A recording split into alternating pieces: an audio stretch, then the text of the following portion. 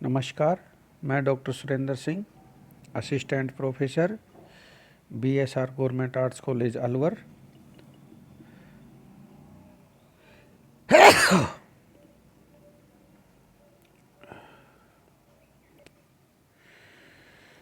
आज मैं आपको BA सेकेंड ईयर के राजनीति विज्ञान के फर्स्ट पेपर प्रमुख राज्य व्यवस्थाओं में से कॉमन सभा की समिति व्यवस्था के बारे में अध्ययन करवाऊंगा।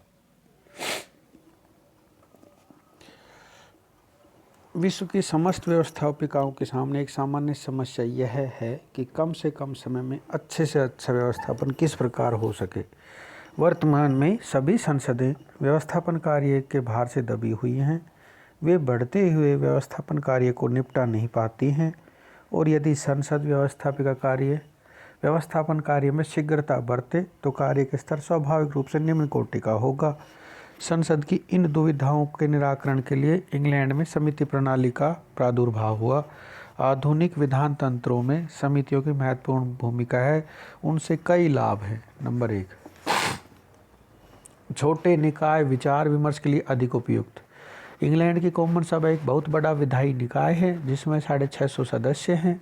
सदन का आकार बड़ा होने से इसमें विधेयकों पर शांतिपूर्वक विचार करने के उपयुक्त वातावरण का अभाव रहता है। अतः तर्क सम्मत वाद विवाद हेतु समितियों का सहारा लिया जाता है। समितियां आकार में छोटी होती हैं। उनमें सदन की अपेक्षा अधिक सुचारू रूप से विधेयकों के पक्ष तथा विपक्ष में प्रस्तुत तर्कों पर विचार किया जा सकता है। मिल का यह कथन सर्वथा सत्य है कि एक बहुसंख्यक सभा शांति के साथ विचार करने के लिए उपयुक्त निकाय नहीं है। दूसरा लाभ है, सदन में निष्पक्ष वाद विवाद प्राय असंभव होते हैं। कॉमन सभा दलबंदी के आधार पर गुटों में बटी रहती है, अतः सदन में विधेयकों पर निष्पक्ष वाद विवाद संभव नहीं होता। दलीय नेता सस्ती लोकप्रियता पाने के लिए अतार्किक लंबे चौड़े भाषण देते हैं। सदस्यों का ध्यान मुख्यतः जनता या मतदाताओं पर रहता है जिनसे वे अगले चुनाव में वोट पाने की आशा रखते हैं। समितियां दलबंदी से कम प्रभावित रहती है, अतः उनमें निष्पक्ष और उच्च स्तर के वाद विवाद होते हैं। नंबर 3, सदन में प्रक्रिया नियमों का कठोरता से पालन किया जाता है। सदन में विधेयकों पर उतने विस्तार पूर्वक विचार नहीं किया जा सकता जितना कि समितियों में होता है। इसका कारण है सदन में प्रक्रिया नियमों का अधिक कठोरता से पालन किया जाना। सदन में हर काम निर्धारित समय सारणी के अनुसार पूरा करने का प्रयास किया जाता है, अतः अध्यक्ष के लिए प्रत्येक सदस्य को बोलने का अवसर देना संभव नहीं होता। अध्यक्ष सामान्य समापन के द्वारा किसी भी सदस्य के भाषण को समाप्त कर सकता है। समितियों में ये सब बाधाएं नहीं रहती, इसलिए उसमें सदस्य विस्तार पूर्वक अपने विचार व्यक्त कर सकते हैं। नंबर 4, कानून की पेचीदगी। आधुनिक काल के कानून जटिल किस्म के होते हैं, केवल विशेषज्ञ ही उनका निर्माण कर सकते हैं। संसद के साधारण सदस्य कानूनों की पेचीदगियों तथा बारीकियों को समझने में असमर्थ रहते हैं। इस कारण आजकल सभी देशों में विधानसभाओं में समिति प्रणाली अपनाई जाती है। समितियों में कुछ ऐसे सदस्य ले लिए जाते हैं जो संबंधित विषयों के विशेषज्ञ होते हैं। अपने विशिष्ट ज्ञान के आधार पर वे अधिक अच्छे कानून बना सकते हैं। 5वां जो लाभ है वो सदन के समय की बचत की बात है। वर्तमान समय में प्रति वर्ष बहुत बड़ी संख्या में कानून बनाए जाते हैं। संसद कानून निर्माण के अत्यधिक बोझ से लदी रहती है, अतः सभी विधेयकों पर विस्तार पूर्वक विचार करना उसके बस की बात नहीं रहती। संसद यह कार्य समितियों को सौंप देती है जिससे उसका समय बच जाता है। उपरोक्त कारणों से आज सभी देशों में समितियों का महत्व बढ़ गया है। वास्तव में वर्तमान समय में समितियों में ही कानून का वास्तविक निर्माण होता है, इसीलिए तो समितियों को लघु विधानसभाएं कहा जाने लगा है। फाइनर के अनुसार हाल में जो समितियों का प्रादुर्भाव हुआ है उसका कारण 19वीं और 20वीं शताब्दी में व्यवस्थापन कार्य की वृद्धि है। आधुनिक सरकार के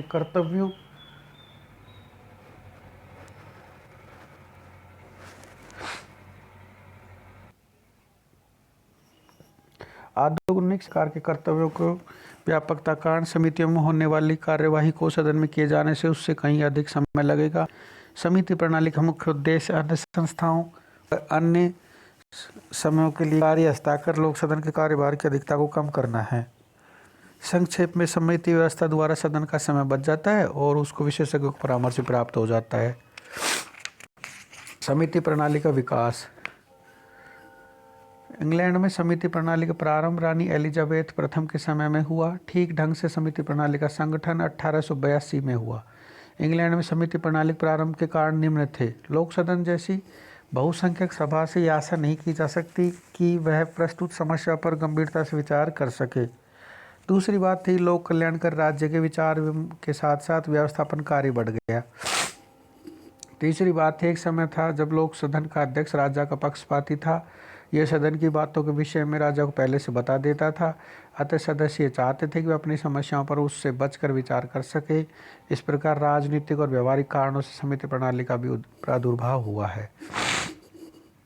समितियों के प्रकार। ब्रिटिश कॉमन सभा में 5 प्रकार की समितियों की स्थापना की गई है।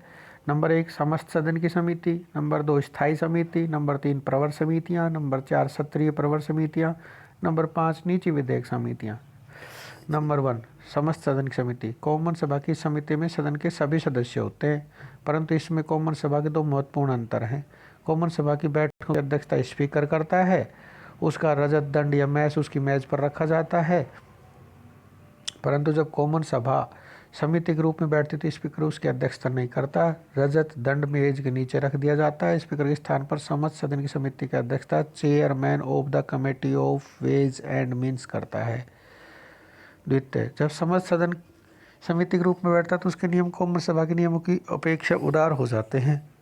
कोई भी सदस्य एक से अधिक बार एक ही प्रश्न या विषय पर बोल सकता है। प्रस्तावों के अनुमोदन की आवश्यकता सारे सदन की समिति में नहीं पड़ती है। समिति में किसी प्रश्न पर बहस बंद करने के लिए समापन प्रस्ताव लागू नहीं किए जाते हैं, और जिस विषय पर बहस बंद हो चुकी है उस पर दोबारा प्रारंभ की जा सकती है। ओग तथा जिंग के शब्दों में सदन की तुलना में समिति में कार्यविधि कम औपचारिक और कम कठोर होती है, जिसके कारण महत्वपूर्ण और जटिल मामलों के सुलझाने के लिए कार्रवाई में लचीलेपन का निर्वाह हो जाता है, यद्यपि काम की गति धीमी हो जाती है। इस समिति के सामने केवल 1907 के नियम के अनुसार 3 प्रकार के विधेयक रखे जा सकते हैं। पहला धन विधेयक, नंबर 2 अस्थायी आदेशों की पुष्टि करने वाले विधेयक, नंबर 3 वे विधेयक जिन्हें कॉमन सभा अपने विशेष निर्णय द्वारा समस्त सदन की समिति के पास भेजना चाहे। सन 1945 में उक्त नियम में संशोधन किया गया और अब निम्नलिखित विधेयक रखे जाते हैं। आय और व्यय विधेयक, अस्थायी आदेशों की पुष्टि करने वाले विधेयक, जिन विधेयकों को अत्यंत शीघ्र पारित करने की आवश्यकता हो। नंबर 4 एक धारा वाले छोटे विधेयक। नंबर 5 उच्च कोटि के वैधानिक महत्व वाले विधेयक। इस प्रकार संपूर्ण सदन की समिति व्यवस्थापन कार्य में संसद की बड़ी महत्वपूर्ण भूमिका सहायता करती है और उनकी बैठकों में अनुशासन व कार्यविधि के कठोर बंधनों और के न होने से विधेयक के सभी पहलुओं पर अच्छी तरह से स्वतंत्रता पूर्वक विचार किया जा सकता है, किंतु व्यवहार में समिति पर भी बहुत बहुमत दल छाया रहता है। राजनीतिक वातावरण वस्तुतः सदन से भिन्न नहीं रहता है। मतदान पर दलीय आदेशों का नियंत्रण रहता है। नंबर 2 है स्थायी समितियां। कॉमन सभा में 5 स्थायी समितियां, लॉर्ड सभा में केवल 1 है। इन समितियों का नाम है कै खे गै घ तथा एक स्कॉटिश मामलों की समिति। द्वितीय वाचन के पश्चात साधारण विधेयक किसी न किसी स्थायी समिति के पास स्पीकर द्वारा निश्चित परंपराओं के अनुसार भेज दिया जाता है। स्कॉटलैंड से संबंधित मामलों के विधेयक स्कॉटिश समिति के पास भेज जाते हैं। प्रत्येक समिति में 30 से लेकर 50 सदस्य रहते हैं। उन्हें इस सीमा में रहते हुए आवश्यकता अनुसार घटाया बढ़ाया जा सकता है। इसके अतिरिक्त समिति में 15 से लेकर 20 विशेषज्ञ भी लिए जाते हैं जो कानून के बारे में अपनी राय देते हैं। स्थायी समितियों के सदस्य एक चयन समिति के द्वारा नियुक्त किए जाते हैं। प्रत्येक समिति में सदस्य उसी अनुपात में लिए जाते हैं जो अनुपात विभिन्न दलों का कॉमन सभा में होता है। स्थायी समितियों के अध्यक्ष की नियुक्ति स्पीकर द्वारा की जाती है। स्थायी समितियों के समक्ष जब कोई विधेयक प्रस्तुत किया जाता है तो समिति उस विधेयक को रद्द नहीं कर सकती, वह उसमें संशोधन कर सकती है। विधेयक पर विचार करने के पश्चात समिति अपनी रिपोर्ट सहित उसे सदन के सम्मुख भेज देती है। समिति द्वारा विधेयक में किए गए संशोधनों को कॉमन सभा स्वीकार अथवा अस्वीकार कर सकती है, परंतु प्राय समिति की सिफारिशें मान ली जाती हैं। प्रवर समितियाँ प्रवर समितियां उन विधेयकों का विचार करने के लिए बनाई जाती हैं जिनके सिद्धांत कुछ क्रांतिकारी परिवर्तन लाने वाले हों, या जो विधेयक बहुत महत्वपूर्ण हो या उनका विषय एकदम नया हो। विधेयक के द्वितीय वाचन के बाद सदन का कोई भी सदस्य प्रस्ताव रख सकता है कि विधेयक को प्रवर समिति में भेजा जाए। इस समिति के सदस्यों की संख्या 15 से अधिक नहीं होती और इसमें दलीय आधार पर व्यक्ति नहीं लिए जाते।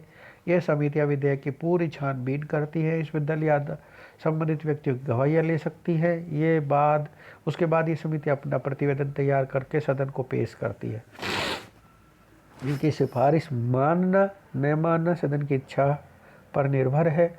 अपना कार्य पूरा करने के बाद ये समितियां समाप्त हो जाती हैं। ये समितियां दो तरह की होती हैं, तदर्थ और सत्रांत विशिष्ट समितियां। सत्रीय प्रवर समितियां नंबर 4।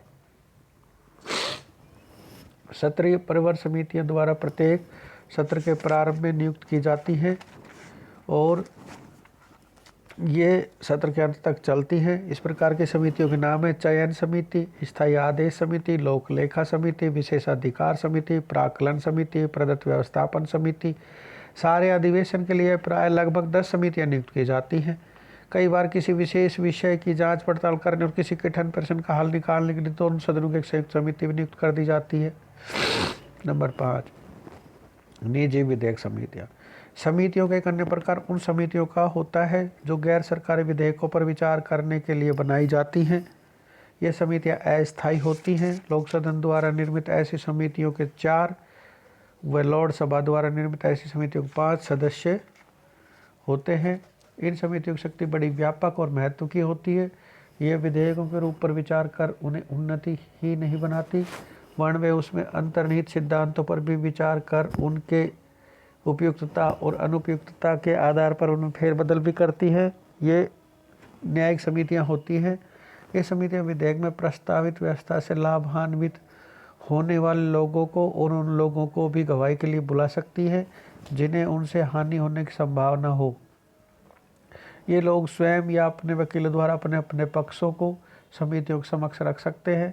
सब सुनने के बाद समितियां यह निर्णय लेती हैं कि किसी विधेयक का निर्माण होना चाहिए या नहीं। समितियों का निर्णय अंतिम होता है। लोक सदन इन समितियों के प्रतिवेदन के विरुद्ध कार्य नहीं करता। संयुक्त समितियां। कभी कभी दोनों सदनों को मिलाकर एक संयुक्त समिति भी नियुक्त कर दी जाती है। संयुक्त समितियां थोड़े समय से ही प्रचलित हुई हैं। ये अपवाद के रूप में ही नियुक्त की जाती हैं। ये समितियां उन विषयों पर विचार करती हैं जिनके संबंध में कॉमन सभा और लोक सभा दोनों में पर्याप्त उत्तेजना पाई जाती है। संयुक्त समितियों के कतिपय प्रसिद्ध उदाहरण हैं 1931 में पूर्वी अफ्रीका के संबंध में, 33 में भारत में संवैधानिक सुधार के संबंध में। इसी संयुक्त समिति ने 1935 के भारत शासन अधिनियम का प्रारूप तैयार किया था। और नंबर 3 है 1935-36 में निर्णय लेने के लिए कि गैस के मापदंड की इकाई थर्म, सौ या घन फुट। थैंक्स।